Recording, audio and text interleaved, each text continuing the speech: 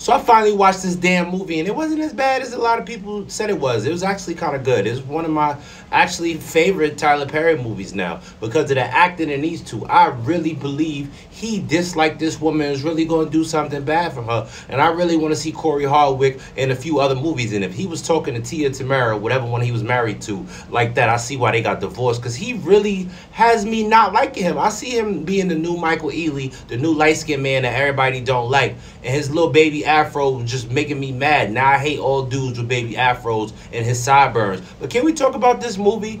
Tyler Perry, I just think he sits at a computer screen and said, how can I top myself and make an even more black movie? Why would you start the movie in the church and the mother takes the dead body out of the coffin talking about we're going to bury it in the yard?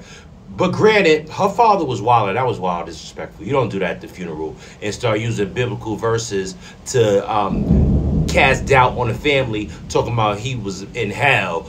And I hope he up looking up. Tyler Perry, you keep outdoing yourself with the more ghetto antics. And no matter how many billions you get, Tyler Perry is the example. I'ma still be in there. I'ma still be in there. Because it don't matter how much money Tyler Perry get, he's still going to create the most ghetto productions of all time. This movie was so ghetto. And she was so toxic. Why did she have my boy Benji? He lost his animals.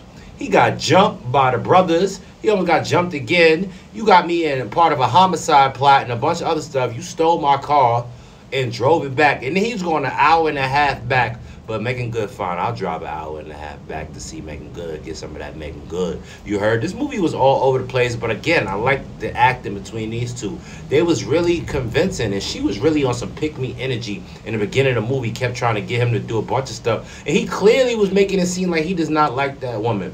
And again, I had to reflect on some of my relationships where I was mean. I thought I was mean. But he was just unnecessarily mean to her. And she looking all good, looking all Megan Good. How you going to talk to Megan Good like that?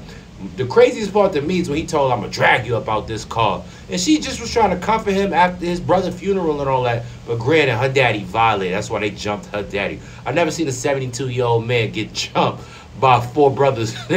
Yo, and his brothers was the most ratchet people. It's like Tyler Perry just had an audition. Said we need the most 4 random-looking black actors to play Corey Hardwick brothers. Dallas.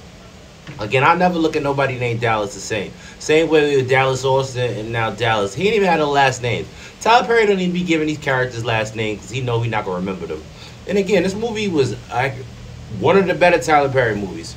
And he is the new Michael Ealy. Now I need to see him and Michael Ealy against each other for the most stalkerous and most dangerous ex. All right? They got to have the screen for the poster. You're going to have half Michael Ealy, half Corey Hardwick. Because he was really convincing. I do not like this person. I do not like this man.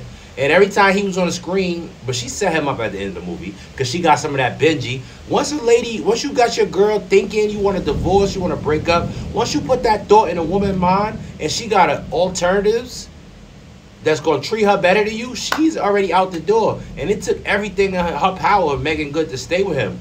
And he really told her, I want a divorce in front of her best friend. If you do anything in front of a woman's best friend and embarrass her like that, come on, bro. But then again, her father, I still can't get over her father chastising his mother, talking about his brother was a demon and all this stuff, like he got what he deserved. At the funeral, bro, of course, I'm going to carry my brother up out of there too.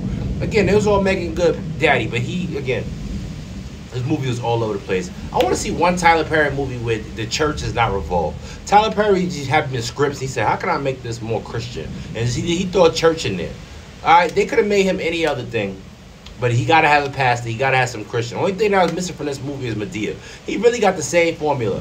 Black girl in an abusive relationship. Black woman in an abusive relationship with a man that does not love her. She goes back to her small town and meets the Shamar Moore type local guy, local handyman, local farm rancher. I don't even know what Benji did. Benji had a bunch of animals.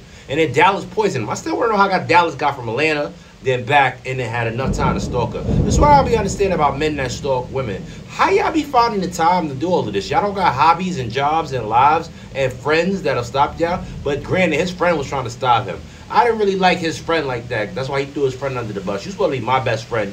And then you just chilling and having a barbecue with the new guy.